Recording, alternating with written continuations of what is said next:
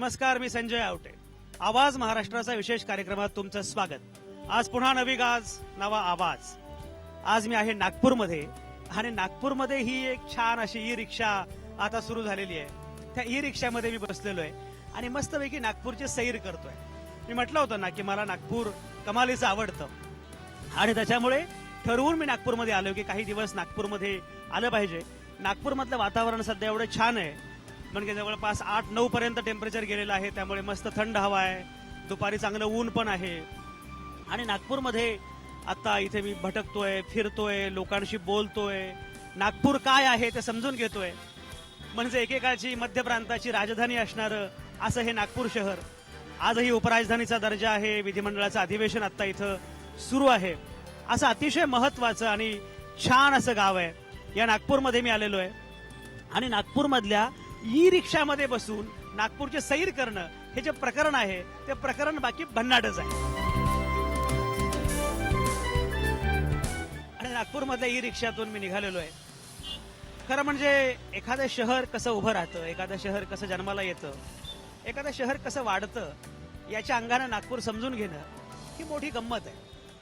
म्हणजे अनेकदा आपल्याला नागपूर माहिती असतं ते वेगळ्या विदर्भाची मागणी करणारं असं नागपूर आपल्याला माहिती असतं. विधिमंडळाच्या अधिवेशनाच्या निमित्तानं नागपूर अनेकदा बातम्यांमध्ये उमटतं. पण या पलीकडे एक नागपूर आहे. नागपूरची आपली सांस्कृतिक ओळख आहे. म्हणजे वेगळा विदर्भ हवा असं नागपूरचे लोक म्हणतात, विदर्भातले लोक म्हणतात. त्याला पाठिंबा विरोध हा मुद्दा वेगळा आहे. पण नागपूरचं एक सांस्कृतिक व्यक्तिमत्व आहे, नागपूरचं एक सामाजिक व्यक्तिमत्व आहे, विदर्भाचं एक भाषिक व्यक्तिमत्व आहे, याच्यामध्ये काही शंकाच नाही. आणि नागपूरमध्ये विदर्भामध्ये आल्यानंतर मला आणखी छान वाटतं. याचं कारण असं की तुम्हाला कदाचित माहिती नसेल, पण आज जरा राज की बात बताता हूं की विदर्भ ही माझी सासूरवाडी आहे. त्यामुळे मी जेव्हा विदर्भात येतो तेव्हा मला आणखी एक वेगळीच ओढ त्या विदर्भाबद्दल असते. अशा विदर्भाच्या राजधानीमध्ये नागपूरमध्ये मी आलेलो आहे. आणि मगाशी मी ज्याप्रमाणे उल्लेख केला, नागपूर काय काय आहे. म्हणजे आपल्याकडे पश्चिम महाराष्ट्रामध्ये या रावजी, बसा भाऊजी प्रख्यात आहे, पण इथे मात्र खा सावजी असं हे नागपूर आहे. त्यामुळे नागपूरमध्ये सावजी नावाचा ब्रँड कसा निर्माण झाला ही एक वेगळीच कथा आहे. मगाशी मी उल्लेख केल्याप्रमाणे नागपूर ही मध्य प्रांताची राजधानी होती. त्यामुळे तो जो वारसा आहे तो वारसा आहे. नागपूर हा एका अर्थानं देशाचा केंद्रबिंदू आहे अशी समजूत ब्रिटिशांची होती आणि त्यामुळे इंग्रजांनी नागपूरला तशा अर्थानं केंद्रबिंदू मानलं होतं. त्यामुळे तो एक मुद्दा आहे. आणखी एक महत्वाचा भाग असा आहे की नागपूरला इतिहास आहे. म्हणजे गोंड राजाची राजधानी, नंतर भोसल्यांची राजधानी, त्यामुळे नागपूरला तो सुद्धा इतिहास आहे. अनेकदा मराठ्यांचा इतिहास जो आहे त्यामध्ये कोल्हापूर, सातारा याच्यामध्ये नागपूरचा इतिहास अनेकदा लोकांना माहिती नसतो, पण तो पण एक इतिहास आहे. संत्रानगरी अशी नागपूरची खास ओळख आहे. त्यामुळे हे सगळं आहे. आणि हे सगळं असून सुद्धा विदर्भाचं मागासलेपण याच्यावर कायम बोललं जात असतं.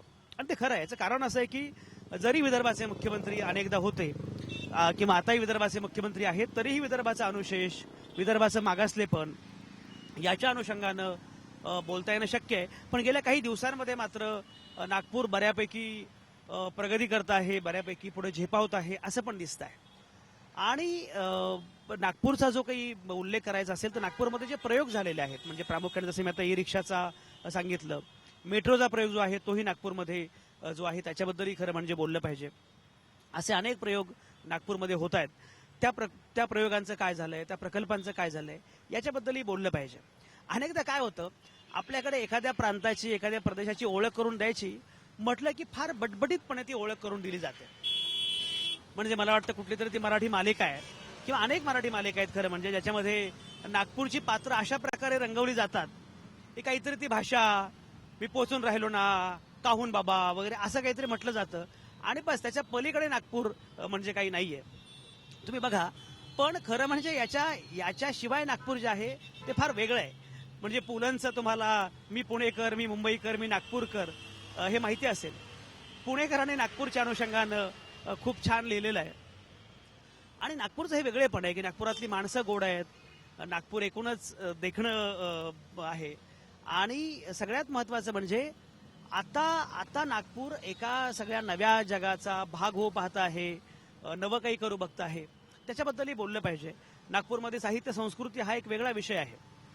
म्हणजे डॉक्टर अक्षय कुमार काळे आता साहित्य संमेलनाचे अध्यक्ष झाले, ते नागपूरचे आहेत. श्रीपाद भालचंद्र जोशी हे साहित्य महामंडळाचे अध्यक्ष आहेत, तेही नागपूरचे आहेत. नागपूरला साहित्याची, कवितेची अशी खूप परंपरा आहे. म्हणजे महेश एलकुंचवार असतील, त्यापूर्वी सुरेश भट असतील, जी ए कुलकर्णी असतील, ग्रेस असतील, ही सगळी मंडळी जी आहेत, ही सगळी मंडळी ही मूलतः नागपूरची. आणि त्याच्यामुळे नागपूरला साहित्य संस्कृती याची एक वेगळी ओळख नागपूरची आहे. नागपूरला हिंदी म्हणजे मगाशी मी म्हटल्याप्रमाणे मध्य प्रांताची राजधानी, त्यामुळे इथे हिंदी साहित्य संघ किंवा हिंदी सभा यांचं सुद्धा चांगलं मोठं प्रमाण आहे. असं हे नागपूर खूप छान आहे. मी प्रयत्न करणार आहे नागपूर समजून घेण्याचा. महाराष्ट्राला या निमित्तानं समजलं पाहिजे की विदर्भ काय आहे, नागपूर काय आहे, नागपुरातली गंमत काय आहे. ही सगळी गंमत आपण बोलणार आहोतच. आणि हे सगळं बोलत असताना एका अतिशय महत्वाच्या ठिकाणी मी आलेलो आहे. हे जे महत्वाचं ठिकाण आहे, मगाशी मी सारखा उल्लेख करत होतो की नागपूरची भौगोलिक अशी आपली एक ओळख आहे. आणि ही जी भौगोलिक ओळख आहे, ही भौगोलिक ओळख ब्रिटिशांनी फार ओळखली होती. आणि त्यामुळे त्यांना असं वाटलं होतं की नागपूर हा केंद्रबिंदू मानून आपल्याला काही पुढे जाता येणं शक्य आहे आणि काही करता येणं शक्य आहे. नागपूरला 0 मैल असा एक स्तंभ आहे. म्हणजे अनेकदा लोकांना गंमत वाटू शकते की 0 मैल हे काय प्रकरण आहे, 0 मैल स्तंभ म्हणजे नक्की काय आहे. पण नागपूरमध्ये 0 मैल स्तंभ आहे. आणि एवढंच नाही तर 0 मैल स्तंभ आहे आणि त्याचं स्मारक खास इथं उभं केलेलं आहे. त्यामुळे नागपूरमधून फिरताना हे स्मारक जे आहे ते स्मारक तेवढंच महत्वाचं आहे. नागपूरमध्ये 0 मैल स्तंभ असा एक स्तंभ आहे. खरं म्हणजे शहीद स्मारक, बाकी सगळी स्मारकं असतात, पण 0 मैल स्तंभ हे काय प्रकरण आहे. जेव्हा ब्रिटिशांना असं वाटलं की आपल्याला काही गोष्टींची मोजदाद करावी लागणार आहे, काही एक भौगोलिक स्थानं निश्चित करावी लागणार आहेत, तेव्हा त्यांनी एका अर्थानं भारताचा केंद्रबिंदू म्हणून 0 मैल नागपूरची निवड केली. म्हणजे नागपूर 0 मैल आणि त्या आजूबाजूचं अंतर जे आहे ते प्रमाण मानायचं. आता सगळीच परिमाणं बदलल्यामुळे या 0 मैलाला काही अर्थ राहिला नाही. एका अर्थानं ते केवळ स्मारकच झालंय. पण त्याच्यामुळे नागपूरचं महत्व किती आहे. संजय डाफ माझे सहकारी आता माझ्यासोबत आहेत. संजय, छान, तुमच्या निमंत्रणावरून आम्ही खास नागपुरात आलेलो आहोत. आणि मजा येते नागपूरमध्ये. मी फिरतोय सकाळपासून, खूप छान वाटतंय. नागपूरचं हे जे वेगळेपण आहे, विशेषतः भौगोलिक, मध्य प्रांताची राजधानी नागपूर, हे जरा वेगळेपण तुम्ही कसं बघता, काय म्हणणं आहे. सर, सर्वप्रथम तुमचं स्वागत नागपूरमध्ये. नागपूर म्हटलं की संत्री आठवतात आपल्याला, सावजी आठवतं. संजय स्वागत करतोय, पण आता जेवणाची वेळ झाल्यानंतर कळेल की संजयचं स्वागत किती खरं आहे आणि किती खोटं आहे. हा संजय. त्यामुळे ज्याप्रमाणे संत्री आंबट गोड आहे नागपुरातली, तसेच इथले माणसं पण जरा आंबट आणि गोड अशी आहेत. आणि इथली एक खाद्य संस्कृती वेगळी आहे. त्यानंतर कल्चर म्हणजे साहित्य एक संस्कृती वेगळी आहे. त्यानंतर लोकांचा स्वभाव एक वेगळा आहे. ऊन इथली वेगळं आहे, थंडी इथली वेगळी आहे आणि पाऊस सुद्धा वेगळा आहे. त्यामुळे वातावरण असेल, माणसं असतील, खाद्य असेल, या अनुषंगानं नागपूर जरा वेगळं आहे. आणि ते सगळं बघताना, अनुभवताना एक वेगळी मजा येते सर नागपुरात. मला हे सांगा की बेसिकली मध्य प्रांताची राजधानी असणारं हे शहर आहे. वेगळा विदर्भ असं कायम बोललं जातं. त्यातलं राजकीय आंदोलन किंवा काय हा भाग सोडून द्या, पण मुळामध्ये विदर्भाचं वेगळेपण, व्यवच्छेदक वेगळेपण, सांस्कृतिक वेगळेपण, राजकीय वेगळेपण कसं आहे. नक्कीच सर. म्हणजे नागपूर ही आधी राजधानी होती मध्य प्रांताची. त्यानंतर महाराष्ट्रात जेव्हा नागपूर आलं त्यावेळेस आता उपराजधानी म्हणून नागपूर राज्यामध्ये आहे. विदर्भाचा जर आपण उल्लेख केला तर सांस्कृतिक तुम्ही उल्लेख केला तर एक झाडीपट्टी एक वेगळं कल्चर आहे. म्हणजे ग्रामीण भागात झाडीपट्टी आणि ते फार मोठी एक ते कल्चर आहे किंवा ते व्यासपीठ आहे. म्हणजे मराठीतले मोठे मोठे कलावंत इथे झाडीपट्टीत येऊन जी नाटकं महिनाभर एक वेगळा जत्रा असते त्याप्रमाणे असं म्हणता येईल. आणि त्याच्यामध्ये त्यांचे वेगवेगळे नाटकांचे प्रयोग त्या ठिकाणी होतात. शहरामध्ये सुद्धा आपण जर विचार केला तर कल्चर आहे, साहित्य आहे, पण इथं मराठीचा पगडा मोठा आहे. कारण मध्य प्रांताची राजधानी राजधानी असल्यामुळे सर्वसाधारण लोक आपसामध्ये बोलताना सुद्धा हिंदीमध्ये बोलतात किंवा अनेक मराठी परिवार आहेत त्यांच्या घरी मराठी वृत्तपत्र येत नाही तर हिंदी येतं त्यामुळे आणि सुद्धा आपण साधारण जनरल बोलताना सुद्धा इथली लोक हिंदीमध्ये बोलतात कारण तो जो पगडा मध्य प्रांताचा आहे आणि इथं हिंदी साहित्य सुद्धा तेवढंच आहे जेवढं मराठी साहित्य आहे त्यामुळे हिंदी आणि मराठी असं मिश्रण नागपुरात बघायला मिळतं आणि लहेजा जो आहे नागपूरच्या भाषेचा म्हणजे काय करून राहिला किंवा झाला का तुझं काम निघतो मी म्हणजे अशा एक वेगळा टोन आहे तो टोन नागपूर आणि आसपासच्या भागात मिळतो त्यानंतर भंडारा असेल गडचिरोली असेल किंवा चंद्रपूर असेल त्या भागामध्ये थोडासा टोन वेगळा आहे आणि अमरावती किंवा जो वराडी भाग आहे तिथला एक टोन वेगळा आहे त्यामुळे विदर्भ जरी असला तरी साहित्य असेल भाषा असेल किंवा खाद्य संस्कृती असेल ती आपल्याला थोडी वेगळी त्या अंतरानं बघायला मिळते. विदर्भाची गंमत अशी आहे की 11 जिल्हे आहेत विदर्भामध्ये. त्यापैकी जसा आता उल्लेख केला संजयनं, वराड हे वेगळंच आहे. म्हणजे वराडी हे पुन्हा आणखी मराठीशी जास्त जवळीक असणारा असा भाग आहे. झाडीपट्टी वेगळं आहे. नागपूर आणि तो परिसर जो आहे त्याच्यामध्ये हिंदीचं प्राबल्य तसं बऱ्यापैकी आहे. भाषेचा उल्लेख केला की हिंदीच्या अनुवादासारखी मराठी बोलण्याची पद्धत आहे. म्हणजे मी जेव्हा विदर्भात संपादक होतो तेव्हा मला फार गंमत वाटायची की बातमी पाठवली घेऊन घ्या असं लोक म्हणायचे. ते घेऊन घ्या काय आहे बुवा असं मला वाटायचं. तर एकूण विदर्भाची ही जी गंमत आहे ती भाषा आहे. मगाशी ज्याप्रमाणे मी उल्लेख केला साहित्याचा, तुम्ही जरा जर सहजपणे बघितलं तर कलाक्षेत्रामध्ये सुद्धा विदर्भातल्या लोकांनी प्रचंड ठसा उमटवलेला आहे. म्हणजे खूप जण असे आहेत गायन क्षेत्रातले अभिनय क्षेत्रातले की जे विदर्भातले आहेत आणि पुण्या मुंबईमध्ये येऊन त्यांनी खूप चमकदार कामगिरी केली. त्यामुळे विदर्भाचं हे वेगळेपण जे आहे हे वेगळेपण खरं फारच छान आहे. जसं मी मगाशी उल्लेख केला या शून्य स्तंभाचा, तर या शून्यमैल स्तंभाचं वैशिष्ट्य असं आहे की तो कधी बांधला याचा तसा खरं म्हणजे फार तपशील उपलब्ध नाहीये. पण तिथे बाजूला ज्या काही जे दगड आहेत त्याच्यावरून जर पाहिलं तर साधारणपणे 1907च्या सुमारास हा स्तंभ बांधला गेला असावा. म्हणजे ब्रिटिशांनीच हा शून्यमैल स्तंभ बांधलेला आहे. या शून्यापासून आपण सुरुवात करतो आहोत आणि मला खात्री आहे की ज्याप्रमाणे शून्याचा शोध आपण लावला असं आपण म्हणतो त्याप्रमाणे इथं शून्य मैलाचा शोध हा एका अर्थानं नागपूरनं लावलेला आहे. या शून्यापासून आपल्याला सुरुवात आपण केलेली आहे आणि आणखी बरंच पुढे जायचंय. नागपूरमधली गंमत करत, नागपूरमधली गंमत घेत, नागपूरमधलं ऊन अनुभवत, नागपूरमधली थंडी अनुभवत, संजयनं ज्याप्रमाणे उल्लेख केला त्याप्रमाणे नागपूरची सगळी मजा घेत आपल्याला आणखी पुढे जायचंय. तर बऱ्यापैकी शहरभर फिरतोय मी आणि मध्येच ही रिक्षा सापडली. या रिक्षामध्ये बसून आलो शून्य मैलापर्यंत. हे आमचे रिक्षाचालक मित्र आता मला भेटलेले आहेत. काय तुमचं नाव काय? माझं नाव रामचंद्र नारायण चांदेकर. रामचंद्र नारायण चांदेकर. रामचंद्र चांदेकर, तुम्ही किती वर्षांपासून ही रिक्षा चालवताय? ही योजना नागपुरामध्ये जवळपास 2 वर्षापासून चालू आहे, पण मी लगेच लॉन्चिंग केलेल्या 4 महिने झाले मला आता. 4 महिने झालेले आहेत ही रिक्षा ते चालवतायत. आणि मला एक सांगा की या रिक्षामध्ये साधारणपणे किती पैसे मिळतात रोज? जवळपास 500-600 रुपये रोज मला मिळते. बाकीच्या रिक्षा आणि ही रिक्षा याच्यामध्ये काय फरक आहे? बाकीचे रिक्षा त्यांना थोडासा त्रास होतो, पायदल रिक्षामध्ये चालवण्याला त्रास होतो. आणि ह्या रिक्षामध्ये हे खासियत आहे की ती जे सरकारने स्वच्छ भारत निर्माणची जी योजना राबवली आहे ती याच्यामध्ये प्रदूषण फ्री आहे. पूर्वी नागपूरमध्ये सायकल रिक्षा फार असायच्या, आता आहेत का? हो आहेत ना, जेव्हा कमी आहेत आता, पण ते समोर अजून बंद होण्याचे चान्सेस आहेत. नागपूरमध्ये सायकल रिक्षा बंद होणं फार महत्वाचं आहे कारण माणूस ओढतोय सायकल रिक्षा, हे काही क्षेत्र बरोबर नाहीये. तुम्ही मला बरंच फिरवून आणलं तिथून. तुमचे किती पैसे झाले? माझे 10 रुपये सवारी प्रमाणे असतात ते. 10 रुपये सवारी. मग तुम्हाला मी किती द्यायचे? तुमची इच्छा, तुम्ही टीव्ही चॅनलवाले आहात, 10 रुपये दिलं तरी चालेल मला. अरे चॅनलवाले आहोत म्हणजे काय आम्ही फुकट प्रवास करतो असं अजिबात नाही. तुम्हाला पैसे दिले पाहिजेत. हे तुम्ही 10 मागता, हे 20 रुपये घ्या. बरं, नाही घ्या. तुम्ही खूप चांगलं बोलताय. बरं, मलाही सांगा की नागपूरमध्ये जेव्हा तुम्ही ही रिक्षा चालवता तर लोकांचा कल कुठल्या रिक्षामध्ये बसण्याचा असतो? या रिक्षामध्ये बसण्याचा असतो का बाकीच्या रिक्षांमध्ये बसण्याचा असतो?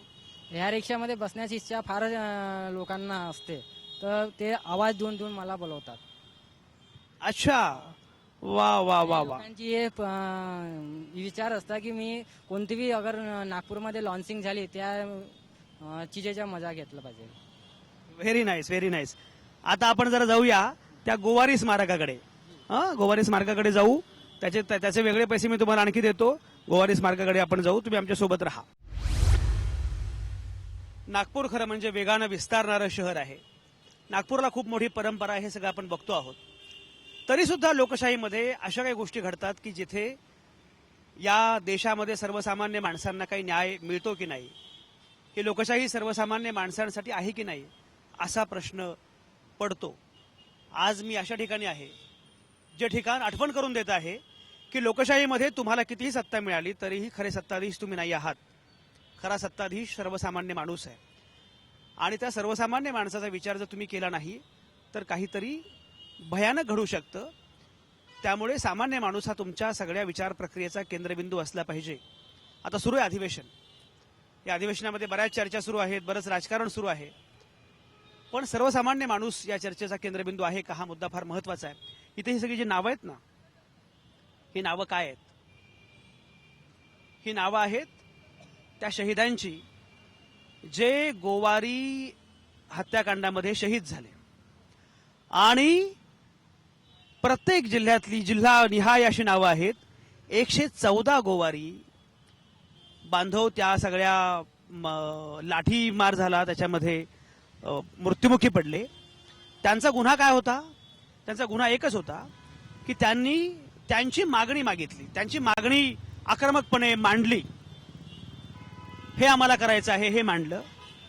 आरक्षणासाठी एखादी मागणी मांडणं याचं आता कौतुक होत आहे.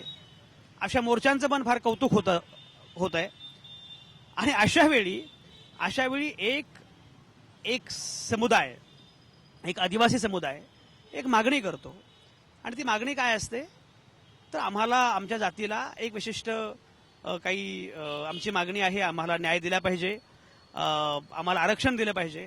आणि त्याच्या अनुषंगानं जे सरकारी परिपत्रक आहे त्या सरकारी परिपत्रकामध्ये दुरुस्ती केली पाहिजे, अशी मागणी होती. एवढ्या साध्या मागणीसाठी आदिवासी बांधव एकवटले, ते सगळे गोवारी एकवटले. त्यांनी विधानभवनावर धडक मोर्चा काढला.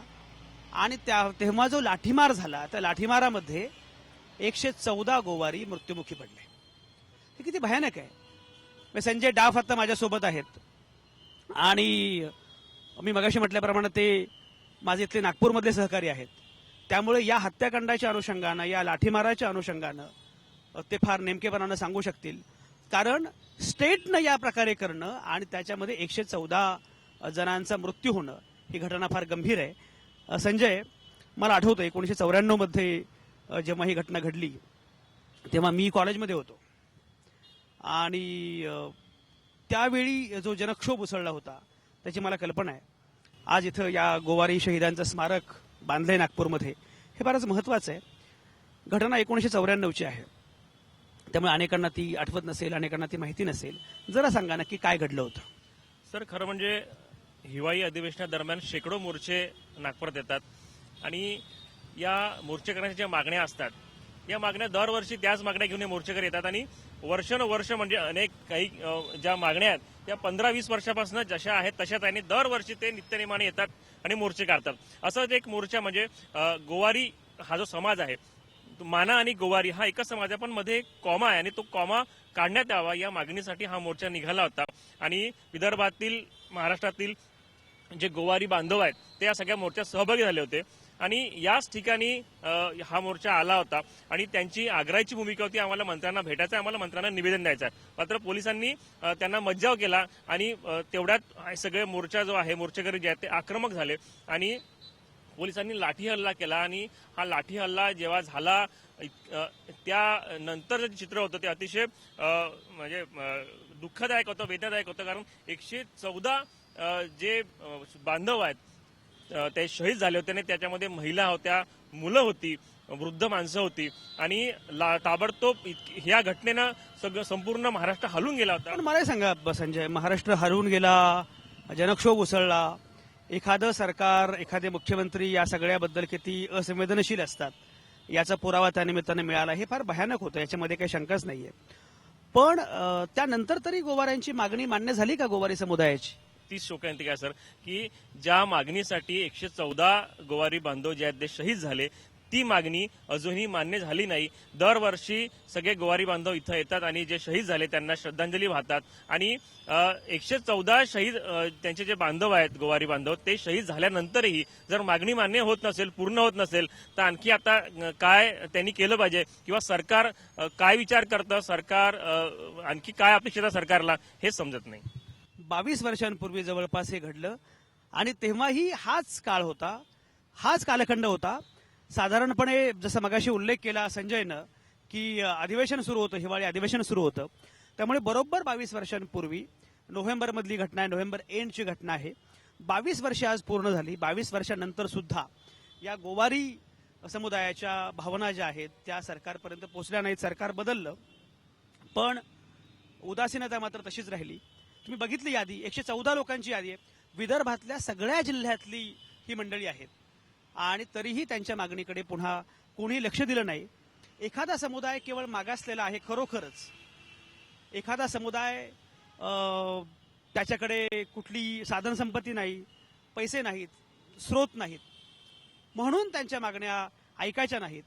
आणि बहुसंख्य समुदाय मात्र जेव्हा एकवटतो तेव्हा मात्र एक दबावगट निर्माण होतो. असं खरं म्हणजे लोकशाहीमध्ये घडता कामा नये. लोकशाही ही बहुसंख्याकांची केवळ मिराजदारी, मक्तेदारी असता कामा नये. एवढं जरी या शहीद गोवारी स्मारकाला भेट देऊन आपल्याला समजलं तरी सुद्धा बरंच काही आपण शिकू. लोकशाहीतला हा धडा फार महत्वाचा ठरू शकतो.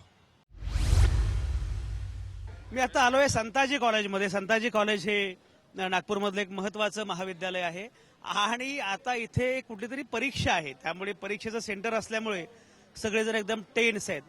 पण बेसिकली तरुण मुलं जी आहेत, सगळी कॉलेजमधली मुलं जी आहेत ती या सगळ्या गावाकडे कसं बघतात. कारण असं म्हटलं जातं की जर तुम्हाला कुठलंही गाव, कुठलंही शहर प्रगत करायचं असेल, मोठं करायचं असेल तर ते शहर प्रामुख्यानं तरुणांना आवडावं लागतं. त्यामुळे तरुणांचं नागपूरबद्दल मत काय आहे, तरुण नागपूरबद्दल कसा विचार करतात. आणि ही एवढ्या मोठ्या संख्येनं सगळी तरुणाई आता कुठल्या तरी एक्झामच्या स्ट्रेस खाली दिसते आहे. परीक्षा आहे त्यामुळे सगळ्यांचा कधी नव्हे तो चेहऱ्यावर एकदम ताण आहे. आणि तरी त्या सगळ्या पोरांना मी मुद्दाम गाठलेलं आहे आणि मी त्यांना विचारतोय की काय तुम्हाला तुमच्या नागपूरबद्दल काय वाटतं. मगाशी मला हा सगळ्यात पहिल्यांदा हा प्राणी भेटला आणि हा मला म्हणाला की मी नागपूरकर आहे पण मी हिंदीमध्ये बोलणार. तुम्हाला माहिती आहे नागपूरचं आणि हिंदीचं नातं माहिती आहे.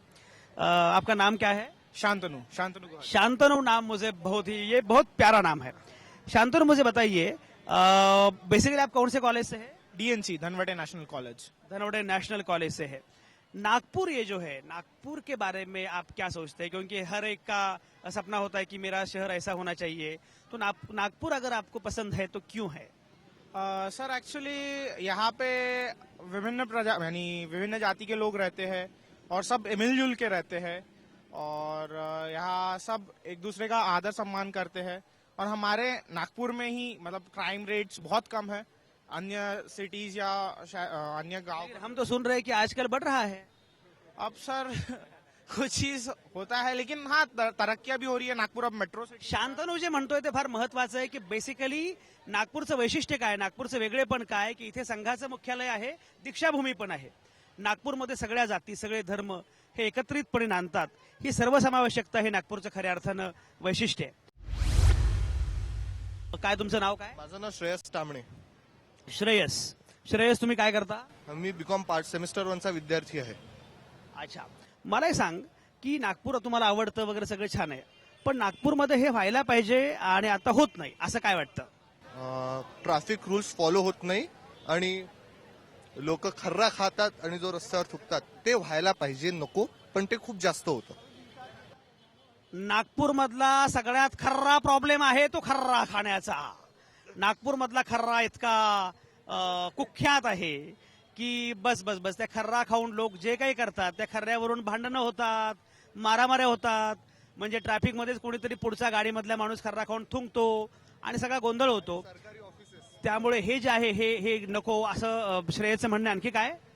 अजून काही नाही, ट्रॅफिक रूल फॉलो करायला पाहिजे लोकांनी आणि एक सेफ फील झालं पाहिजे. आणि जे पोल्युशन आहे सध्या, धूळ वगैरे खूप जास्त प्रमाणात उठून राहिली, तर पोल्युशन एक कंट्रोल राहायला पाहिजे. लोकांना पोल्युशन फार महत्वाचं आहे की जे आता नियंत्रित करणं फार महत्वाचं आहे. श्रेयस, तुझं आवडतं शहर कुठलं आहे? मुंबई वा, श्रेयस आवडतं शहर आहे मुंबई. वाय मुंबई? सगळ्यात श्रीमंत शहर आहे भारतातलं म्हणून. पण मला आता सांग, वेगळ्या विदर्भाचा नारा सुरू आहे, मग मुंबईपासून तुम्ही वेगळे व्हायची मुलांची इच्छा आहे का हे फक्त राजकारण आहे? ऍटलिस्ट तसं म्हणाल तर वेगळा विदर्भ झाला तर याचे काही फायदे पण आहे, काही तोटेही आहे. जसं आता एक एक्झाम्पल घ्यायचं राहिलं तर गोंदियावाल्या माणसासाठी त्याच्यासाठी हा फायदा असा होईल की त्याला जी राजधानी आहे आपली ती 1000 किलोमीटर दूर पडणार नाही. तो सकाळी येऊन संध्याकाळी काम करून राजधानीत वापस संध्याकाळी आपल्या गावी जाऊ शकेल. आज तो ते काम करू नाही शकत, कारण की इथून मुंबईला जायला एक मिडल क्लास माणूस जर ट्रेनने जातो म्हटलं त्याला 12 तास लागतील. पण जर तेच वेगळा विदर्भ झाला आणि नागपूर मग त्याची राजधानी राहील, जसे सगळे लोक म्हणत आहेत तसं झालं तर, आणि त्याच्यामुळे मग तो सकाळी येऊन आपले कामं दिवसभर करून संध्याकाळी वापस जाऊ शकेल.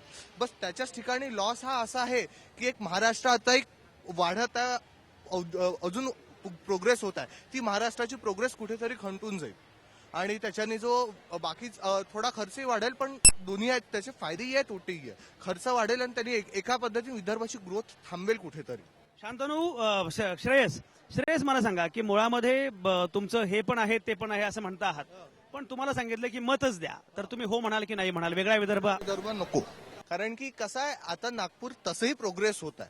जर वेगळा विदर्भ केला तर ऑलरेडी राजधानीचा त्याच्यावर प्रेशर येऊन जाईल आणि राजधानीचा प्रेशर हे इतकं सोपं काम म्हणजे राजधानीचा प्रेशर आलं की ऑलरेडी एवढे प्रोग्रेस चालू आहे. आपण इकडे पाहू शकतो मेट्रो आहे, जागोजागी सिमेंटचे रस्ते, आणि मग त्यातल्या त्यात राजधानीचं प्रेशर आलं की तिकडनं सीएमची गाडी आली की ट्रॅफिक पूर्ण इकडे डायव्हर्ट, तिकडनं गृहमंत्र्याची गाडी आली की ट्रॅफिक पूर्ण तिकडे डायव्हर्ट. श्रेयस फार हुशार आहे.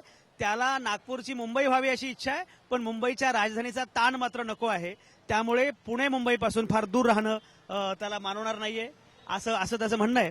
आणि त्यामुळे एकाच वेळी तो दोन्ही मुद्दे मांडतोय की काही फायदे आहेत, काही तोटे पण आहेत. मॅडम आपल्यासोबत आहेत.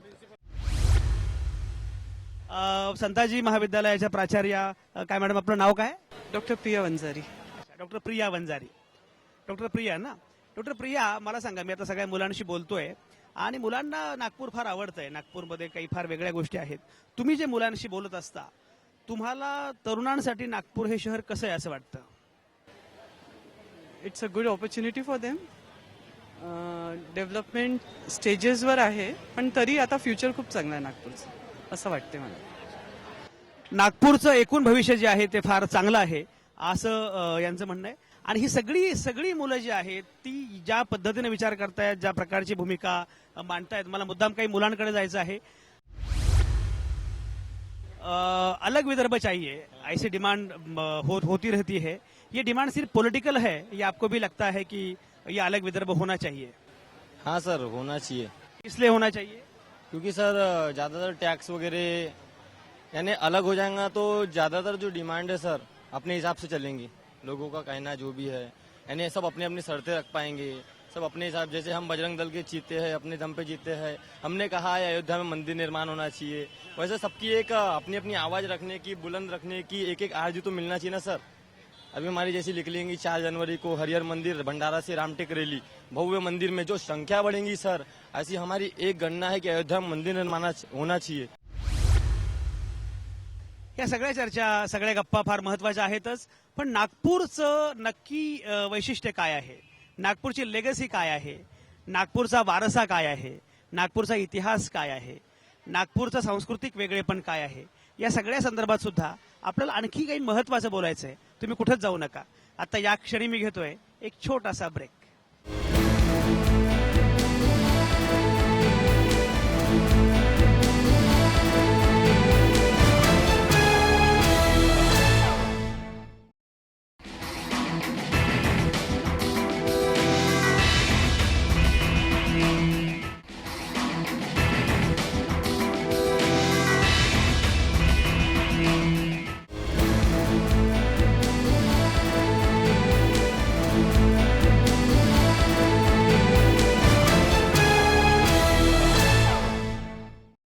ब्रेक नंतर तुमचं पुन्हा एकदा स्वागत. मी संताजी कॉलेजमध्ये आलो आणि मगाशी तुम्ही बघितलं की संताजी कॉलेजमधल्या तरुणाईशी मी संवाद साधत होतो, त्या मुलांशी बोलत होतो आणि ते सगळी मुलं असं म्हणत होती की बेसिकली नागपूर त्यांना का आवडतं. एक मुलगा खूप छान म्हणाला, शांतनू, की basically Nagpur is a melting pot. आणि तिथेच या नागपूरमध्ये संताजी कॉलेजमध्येच मला प्राचार्य डॉक्टर प्रिया वंजारी आणि संस्थेचे चेअरमन दिनेश वंजारी हे 2 नवे मित्र मला भेटलेले आहेत. आणि हे जे नवे मित्र आहेत ते नवे मित्र एवढे छान आहेत की खरं म्हणजे सुरुवातीला जेव्हा मी प्राचार्य प्रिया वंजारी आणि दिनेश वंजारींना भेटलो तेव्हा मला असं वाटलं की आता ही फार करारी मंडळी आहेत आणि करारी प्राचार्य, करारी संस्थेचे प्रमुख यांच्याशी बोलणं काही खरं नाहीये. आणि नंतर माझ्या असं लक्षात आलं की दिनेश वंजारी आमचे अगदी पॉलिटिकल बॅकग्राऊंड असणारे वगैरे असे सगळे आहेत आणि प्रिया वंजारी मात्र हिंदी वळणाच्या दिसत आहेत. तर मग प्रिया वंजारी आणि दिनेश वंजारी एकत्र कसे आले हे मी विचारलं आणि मग माझ्या लक्षात आलं की यांनाच खऱ्या अर्थानं शिक्षण संस्था चालवण्याचा अधिकार आहे. कारण शिक्षणातून हा संस्कार गेला पाहिजे की व्हॉट इज एज्युकेशन. तर एज्युकेशनमुळे तुम्ही मेल्टिंग पॉट निर्माण करता आलं पाहिजे. जाती, धर्म, भाषेच्या पलीकडे जाता आलं पाहिजे. दिनेश वंजारी आणि प्रिया वंजारी यांनी 27 वर्षांपूर्वी हा जो काही पराक्रम केलेला आहे ते एकत्र आले. खरं म्हणजे मला वेगळ्या गप्पा मारायच्यात पण डॉक्टर प्रिया मला मुद्दाम मोह आवरत नाही सुरुवात करण्याचा. तुम्ही दोघे एकमेकांना भेटलात कसे? What was the story? Sometimes it is destiny, and other times it was, at that time it was termed as a cultural shock. पण काय झालं, कल्चरल शॉकचा प्रकार हे आजकालची पिढीनं खूप वाटते. आमच्यात ऍडजस्टमेंट करायचं, स्वतःला तयार करायची एक जास्त तयारी आहे. म्हणून त्या पिरियडमध्ये असं काही वाटलं नाही. एकामेकांना हो म्हणून आज वी हॅव कम्प्लिटेड 27 वर्ष आम्हाला कम्प्लीट झाले. कॉलेजमध्ये तर भेट नाही झाली आमची, पण कॉलेजच्या बाहेर जेव्हा त्यांनी आपलं ग्रॅज्युएशन पूर्ण केलं आणि मी माझं ग्रॅज्युएशन पोस्ट ग्रॅज्युएशन पूर्ण झाल्यानंतर एका विशिष्ट असा मेळावा होता, त्या मेळाव्यात भेट झाली आणि नंतर मग ती भेट होत राहिली मधून आणि मग आवडली. क्या बात है. दिनेशला त्याची प्रिया भेटली. खरं म्हणजे कॉलेजमध्ये प्राचार्य आणि शिक्षण संस्थेचे प्रमुख यांचं अशा प्रकारच्या अफेअर्सबद्दल बोललं जाईल हे या दोघांनाही माहिती नव्हतं. ते म्हणत होते की अरे असं काहीतरी विचारू नका आम्हाला. पण हे फार महत्वाचं आहे. याचं कारण असं की ज्याचा आपण उल्लेख करतो आहोत त्याचा धडा खऱ्या अर्थाने या लोकांनी घालून दिलेला आहे. पण डॉक्टर प्रिया, तुम्ही जे मगाशी म्हणत होता ते फार महत्वाचं आहे. तुम्ही असं म्हणत होता की 27 वर्षांपूर्वी it was not a cultural shock, but for today it is a cultural shock. उलट पक्षी ऍक्च्युली उलटं घडलं पाहिजे. म्हणजे आता उलटं घडलं असं पाहिजे की तेव्हा तो कल्चरल शॉक होता आणि आता मात्र नाहीये असं. तरी सुद्धा तुम्हाला असं वाटतंय का की आपण मेल्टिंग पॉट, इन्क्लुझिव्हनेस याच्यापासून जरा लांब चाललोय, डिव्हिजिव्ह होत चाललोय असं काही वाटतं का? This generation is very tech savvy. The basic reason काय आहे, यांना इतकं आहे की त्यांना ह्युमन व्हॅल्यूजवर थोडासा कमी आहे त्यांचं. अर्न वाईल यू लर्न हे बेसिक लॉजिक आहे. एज्युकेशन घेता घेता त्यांना असं वाटते की आपण कुठे ना कुठे अर्निंग झाली पाहिजे. They give less importance to this basic facts. आपले कल्चरमध्ये आपण राहून जास्त एक्सपोजर मिळेल असं यांचं आहे. या कॉलेजमध्ये ॲज अ हेड काम करताना मला असं वाटलं, all types of students come to the college, सब टाइप के, सब कास्ट के, सब कम्युनिटी के, और उनके लिए एक ऐसा बैकग्राउंड बनाना जहां उनको ये सब चीज़ों का बिल्कुल भी फर्क ना पड़े, ताकि वो एजुकेशन बिल्कुल फ्लॉलेस एजुकेशन ले, एक अच्छे नागरिक तैयार हो और एक पॉजिटिव एटीट्यूड से एम्प्लॉयमेंट की तरफ बढ़े. स्किल डेवलपमेंट पे ध्यान देना, उनके पर्सनालिटी डेवलपमेंट पे ध्यान देना, ये हम टीचर्स का, हमारा सबका एक मेन इंटेंशन रहता. पर ये करते करते ये ऐसा कहीं तो भी मुझे ऐसा लगा कि ये जो पीढ़ी है इसमें सहन शक्ति कम है. हे फार महत्वाचं बोलतायत की समायोजन क्षमता जी आहे ती कमी होत चालली आहे. सगळं पटकन पाहिजे. म्हणजे याचा संबंध केवळ तरुणाईशी नाहीये, याचा संबंध हा एकूण सामाजिकतेशी सुद्धा आहे की विकास पण लगेच पाहिजे, हे लगेच पाहिजे. त्यातून खूप बेसिक व्हॅल्यूज ज्या आहेत, मग त्या मानवी मूल्य असतील, संविधानिक मूल्य असतील, या सगळ्यांपासून आपण दूर जातो आणि बाकी मूल्यांशी तडजोड करतात, पण बाकी ज्या गोष्टींशी तडजोड करायला पाहिजे त्याच्याशी मात्र करत नाहीत. हे जे प्रिया वंजारी बोलतात ते फार महत्वाचं आहे. Doctor Priya Vanjari, I have seen your name plate and it was doctor Priya Vanjari, but what was that before marriage? Before marriage I am Priya Raizada. Priya Raizada. Okay. Raizada is a title वडिलांना जे जम्मूचे एक राजाने दिला होता. अरे हे फारच आहे, म्हणजे पंजाबवरून आता जम्मूला चाललोय आपण, म्हणजे सगळा भारत भ्रमण ते तुम्ही मला करताय आता. They then migrated to Mumbai.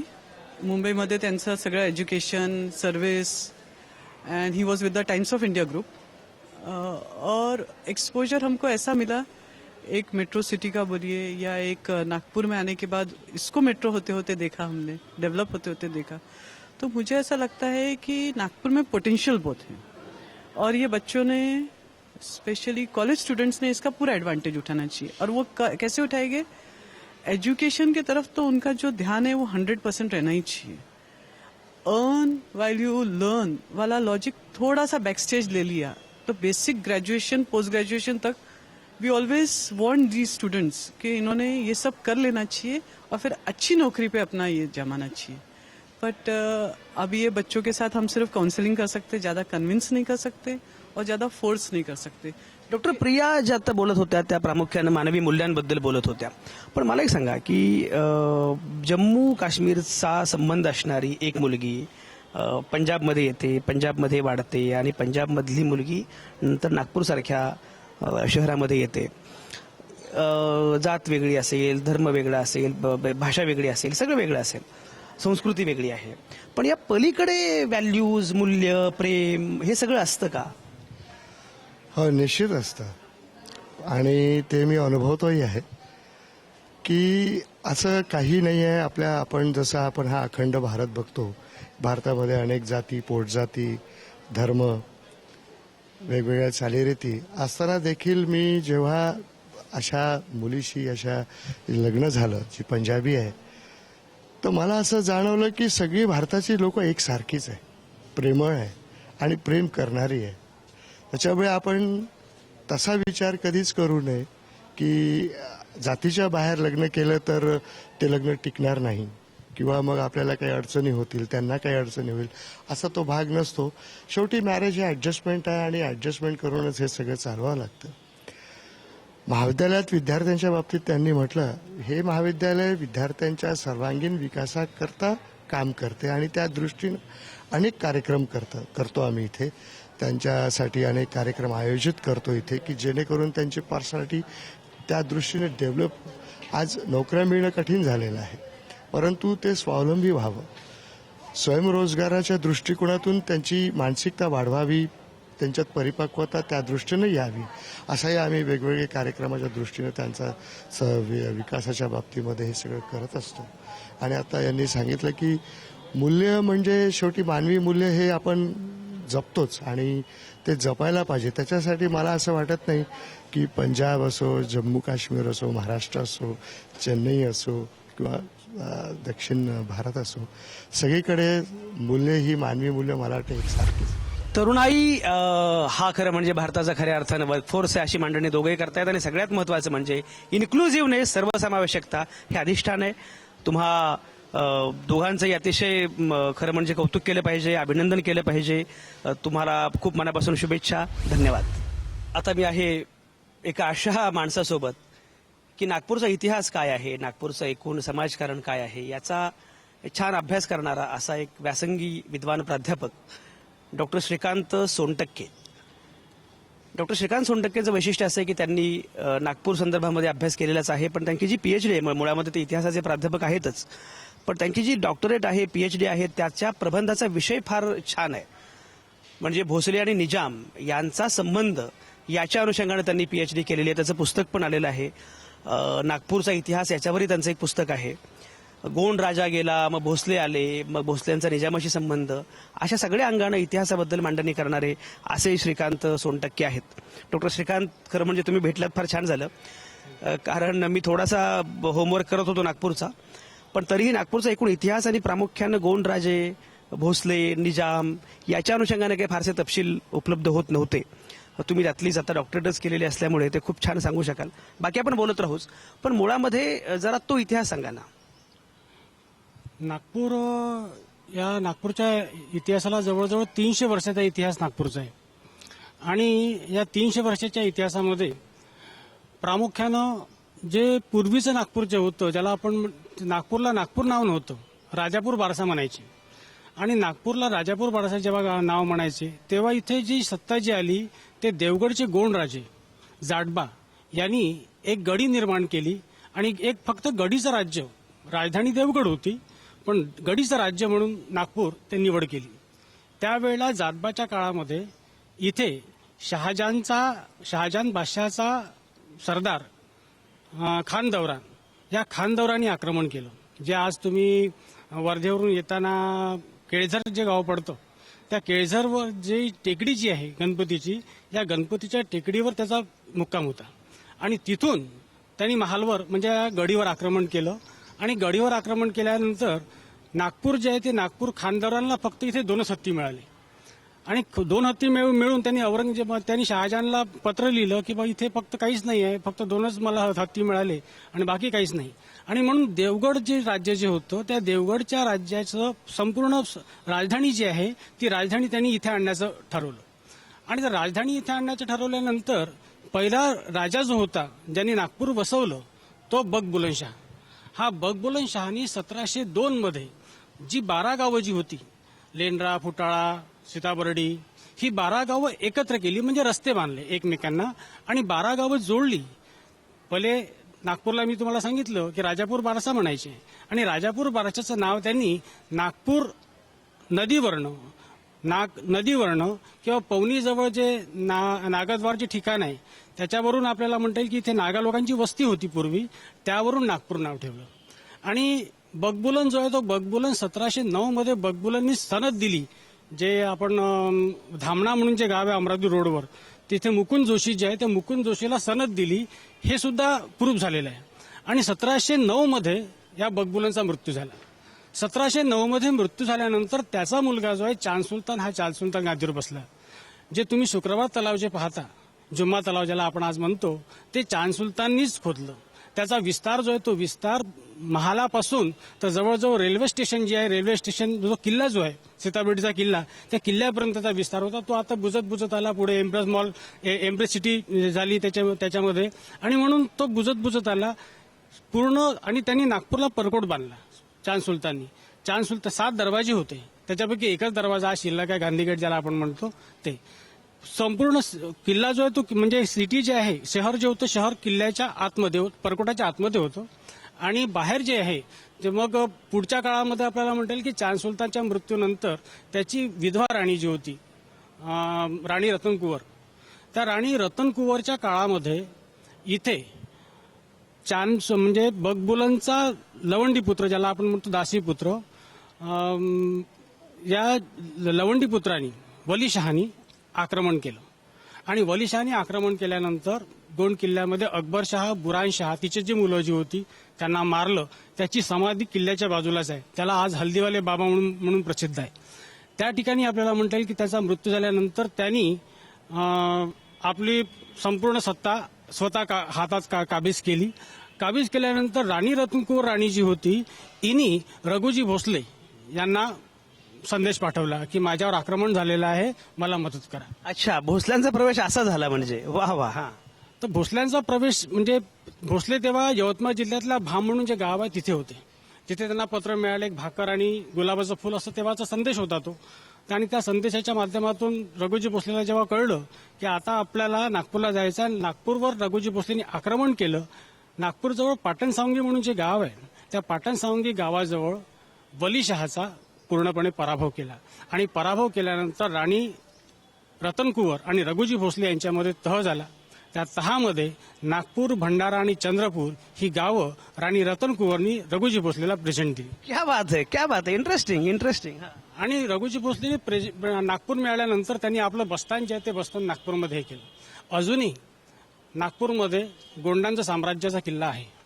जे महालवर कल्याणेश्वर जिथे जाता तिथे तो जी गडी आहे त्या गडीवर अजूनही तिथे वीरेंद्र शहा म्हणून आता सध्याचे राजे आहे, गोंड राजे, त्यांची आई ते आहे तिथे आहे. मी जे पुस्तक लिहिलं त्या पुस्तकात तेव्हा आम्ही त्यांच्या घरी गेलो होतो, ते नेहमी मला ओळखतात. आणि त्या दृष्टिकोनातून त्यांची आई जी आहे राजमाता, त्यांचं वय किती आहे आता राजाचं? राजाचं वय आता आझमशहाची मुलगा तो मुलगा म्हणजे राजाचं वय तरी 40-42 वर्षाचा असेल तो. आणि त्यांचा सत्कार समारंभ वगैरे त्या पद्धतीप्रमाणेच होते. म्हणजे राजेशाही जो टिकून आहे ते त्यांनी टिकून ठेवली आहे ती. तर त्या दृष्टिकोनातून नागपूरचं राज्य जे होतं त्या नागपूरच्या राज्यामध्ये गोंडांचं राज्य गेलं आणि भोसल्यांचं आलं. आणि म्हणून म्हणतात की देवगड खचलं नागपूर बसलं. आता नागपूरमध्ये पहिल्या रघुजी भोसल्यांनी संपूर्ण आपला साम्राज्य विस्तार जो आहे ते राहायचे इथे. पण साम्राज्य विस्तार त्यांचा बंगाल, बिहार, ओरिसा संपूर्ण जी संपत्ती आणली ती बंगाल, बिहार, ओरिसावरनं आणली. आणि त्यांची संपत्ती जी आहे ती संपत्ती चिखलदऱ्याला गाविळगडचा किल्ला जो आहे तिथे राहायची. प्रश्न हा निर्माण होतो की रघुजी भोसलेंचा मृत्यू 14 फेब्रुवारीला झाला, ज्या दिवशी व्हॅलेंटाईन डे. अरे बर. आणि मृत्यूनंतर त्यांना मुलं होती, जानोजी, मुधोजी, साबाजी आणि बिंबाजी.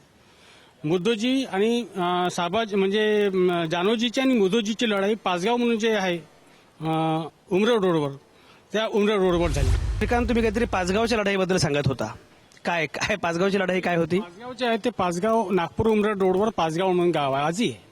आणि त्या गावी रघुजी भोसलेंची जे मुलं होती त्याचं वैशिष्ट्य म्हणजे असं होतं की जानोजी आणि मुधोजी यांचा जन्म एकाच दिवशी, एक दुसऱ्या पत्नीचा एक पहिल्या पत्नीचा.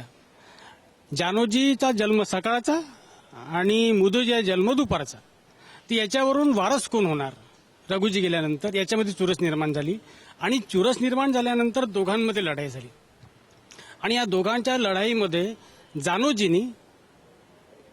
जानोजीचा विजय झाला. म्हणजे जानोजी ज्याचा विजय झाल्यानंतर जानोजी बसले गादीवर, पण जानोजीला मुलगा नव्हता. पण जानोजीला मुलगा नसल्यामुळे जानोजीचा 1772 मध्ये मूळ व्याधीने मृत्यू झाला. पुढे जानोजींनी सुद्धा, ज्याला आपण म्हणतो की निजामासोबत जे काही तह जे केले याच्यामध्ये सगळा आपला स्वार्थपणा साधला. म्हणजे कधी निजामासोबत गोडी गुलाबीने राहून, तर कधी आपुलकीने राहून, कधी आक्रमण करून, कधी ज्याला म्हणता येईल की नरम गरम धोरण ठेवलं. आणि या नरम गरम धोरणाच्या अनुषंगाने आपल्याला म्हणता येईल की नागपूर राज्याचा किती फायदा आपला होईल हाच प्रश्न फक्त जानोजीचा होता. तर जानोजीच्या मृत्यूनंतर संपूर्ण सत्ता जी आहे ती सत्ता पुढे आपल्याला म्हणता येईल की त्यांचा मुधोजीचा मुलगा दुसऱ्या रघुजी भोसले यांच्या हातात गेली. दुसऱ्या रघुजी भोसलेंचं वैशिष्ट्य म्हणजे आज नागपूरला ऑरेंज सिटी आपण म्हणतो. ऑरेंज सिटी म्हणण्याचं कारण की रघुजी भोसले आणि दुसरे रघुजी भोसले, पहिले तर आपण पाहिले दुसऱ्या रघुजी भोसले जे आहे त्या दुसऱ्या रघुजी भोसल्यांनी सियालकोट आणि औरंगाबाद इथून संत्र्याची रोपं आणली. आणि सियालकोट म्हणजे पाकिस्तान, तिथून संत्र्याची रोपं आणून नागपूरच्या आजूबाजूच्या परिसरामध्ये लावली, संत्र्याचं उत्पादन घेतलं आणि त्याच्यावरून नागपूरला ऑरेंज सिटी म्हणतात. क्या बात आहे. बर. अच्छा, दुसरे रघुजीराव. बर. ते प्राणी मित्र होते, त्याला आपल्याला म्हणता येईल की संपूर्ण त्यांचं एक तुळशी बाग आहे. जास्तीत जास्त मंदिर नागपूरचा विस्तार जो आहे, जे उद्यानं बांधलेली आहे, जी मंदिरं बांधली आहे, हे दुसऱ्या रघुजीच्या काळामध्ये खूप झालेलं आहे. 1818 पर्यंत आपल्याला म्हणता येईल, म्हणजे 1818 पर्यंत नागपूरचा उत्कर्षाचा काळ होता. म्हणजे इकडे आपल्याला म्हणता येईल की नर्मदा नदी, तर तिकडे आपल्याला म्हणता येईल की वर्धा, संपूर्ण टापू जो आहे तो टापू हा भोसल्यांच्या साम्राज्यामध्ये विलीन होता. आणि त्यामुळे आपल्याला म्हणता येईल की एकंदरीत इतकं साम्राज्य भोसल्यांचं होतं की त्याच्यामुळे निजाम जो आहे त्या निजामाचा 47चा तह जो आहे तो 47च्या इतिहासामध्ये आमच्या प्रसिद्ध तह आहे. तो तह निजाम कधी घाबरून वागायचा. त्याच्यामुळे आपल्याला म्हणता येईल की 47च्या तहामध्ये निजामाचं कधीच सल्लं नाही. काय तह काय होता? हा 47चा तह होता. कारण जे दक्षिणेकडले जे सुबे आहे 6 सुबे, त्या 6 सुब्यांमधून 60% भोसल्यांनी घ्यायचं, 40% निजामाने घ्यायचं. पण निजाम इतका, ज्याला आपल्याला म्हणता येईल की तोही धूर्त होता राजकारणामध्ये. शेवटपर्यंत भोसल्यांची सत्ता गेली पण निजामाची सत्ता नाही गेली, तो लक्षात घ्या. आणि म्हणून 47चा तह कधीच पूर्णत्वास आला नाही. कधी भोसल्यांनी तो डावलला, कधी निजामाने डावलला. आणि त्यामुळे आपल्याला म्हणता येईल की दुसऱ्या रघुजींनी संपूर्ण नागपूरचं वैभव जे आहे, उत्तुंग शिखर ज्याला आपण म्हणतो की भोसल्यांच्याच काळामध्ये ते वर्चस्वास आलं. दुसऱ्या रघुजीच्या मृत्यूनंतर सांगायचं म्हणजे आपल्याला म्हटलं की दुसऱ्या रघुजीला एक परसोचे नावाचा मुलगा होता. तो वेडसर होता, अपंग होता. जी आजची तुम्ही नर्सिंग टॉकीची महालवरची पाहता त्याला तळघर आहे. त्या तळघरामध्ये त्याचा मृत्यू झाला. तर तो मृत्यू का झाला, याच्याबद्दल रघुजी भोसलेंनी त्याचे चुलते जे आहे आप्पासाहेब भोसले यांच्यावर आक्षेप घेतला की आप्पासाहेबांनी याला मूठ मारली. तेव्हा जादूटोना जो होता त्या जादूटोण्यावरून मूठ मारली आणि आप्पासाहेबाचा परसूजीचा मृत्यू झाला. कारण परसूजी वेडसर होता. त्या रघुजी दुसऱ्याच्या मृत्यूनंतर त्याचे केस काढले तर तो म्हणायचा की माझे केसला मला लावून द्या, असं इतिहासकारांनी म्हटलं आहे. पण मला नाही वाटत असं. फारच इंटरेस्टिंग आहे. या सगळ्या गोष्टी ज्या आहेत ते खरं म्हणजे खूप विस्तारानं तपशिलात बोललं पाहिजे. पण आता ज्या गोष्टींचा उल्लेख डॉक्टर श्रीकांत सोनटक्केंनी केलेला आहे त्यातल्या काही गोष्टींकडे मी जाणार आहे. म्हणजे ये तो सिर्फ झाकी है, मला बरंच आणखी नागपूर बाकी आहे. त्यामुळे गोंड राजा असेल किंवा ह्या बाकी सगळ्या ज्या गोष्टीचे संदर्भ त्यांनी सांगितलेत त्या ठिकाणी आपल्याला जायचं आणि बघायचं की नक्की तिथे काय काय होतं. बघा, अनेकदा असं वाटतं की पुण्याचा नागपूरचा साधारणपणे इतिहास आपण जर बघितला तर बऱ्यापैकी समांतर जातोय असं अनेकदा वाटतं. की म्हणजे पेशवाई, उत्तुंग असं पहिला बाजीराव पेशवे, त्यानं सगळं ते एकूण उभं केलं. नंतर पुन्हा झालेली पडझड आणि ब्रिटिश आले, हे सगळं आहे. पण अनेकदा होतं असं की पुणेकरांना आमच्याशिवाय दुसरीकडे कुठे इतिहास आहे हे माहिती नसतं. तेवढाच किंबहुना त्याहून अतिशय देदीप्यमान असा इतिहास नागपूरचा पण आहे. हे जरा समजून घेतलं म्हणजे मग अरे सगळ्यांनाच इतिहास असतो, सगळ्यांना संस्कृती असते आणि त्या सगळ्या संस्कृतीविषयी एक आदर आपण बाळगला पाहिजे. संस्कृती समजून घेतली पाहिजे, माणसाचं जगणं समजून घेतलं पाहिजे. इतिहास शेवटी काय असतो, इतिहासाच्या निमित्तानं आपल्याला संस्कृतीची गोष्ट समजते आणि इतिहास ज्याला इतिहास नीट कळतो तो अधिक सहिष्णू होतो. कारण त्याच्या लक्षात येतं की अरे ही माणसांची गोष्ट आहे, इथे अंतिम असं काही नसतं. जरी हे खरं असलं, कवी म्हणतो की इतिहासाचे अवघड ओझे डोक्यावरी घेऊन ना नाचा, पदस्थल करूनी त्याचे वरती चढून भविष्य वाचा. तरी सुद्धा भविष्य वाचण्यासाठी इतिहास कळणं ही पूर्व अट असते. डॉक्टर श्रीकांत सोनटक्के जे काही बोललेले आहेत ते त्या अर्थानं फार महत्वाचं आहे. आता मी इथंच थांबणार आहे. पण मी तुम्हाला सांगितलंय की मी आणखी काही दिवस नागपुरात आहे, विदर्भात आहे. त्यामुळे हा सगळा इतिहास शोधण्याचा, धुंडाळण्याचा प्रयत्न निश्चितपणे होणार आहे. यापुढचे कार्यक्रम अजिबात चुकू नका. आपण हे सगळे कार्यक्रम छान करणार आहोत. त्यातून नागपूर, विदर्भ, एकूण मानवी जगणं खरं म्हणजे आपण समजून घेणार आहोत. आजच्या सगळ्या नामवंतांचे अतिशय मनापासून आभार. डॉक्टर श्रीकांत सोनटक्के, डॉक्टर प्रिया वंजारी, दिनेश वंजारी आणि बाकी सगळ्याच टीमचे अतिशय मनापासून आभार. पुन्हा भेटूया उद्या रात्री 8 वाजता. तुमच्या आतल्या आवाजासह पाहत आणि ऐकत रहा आवाज महाराष्ट्राचा.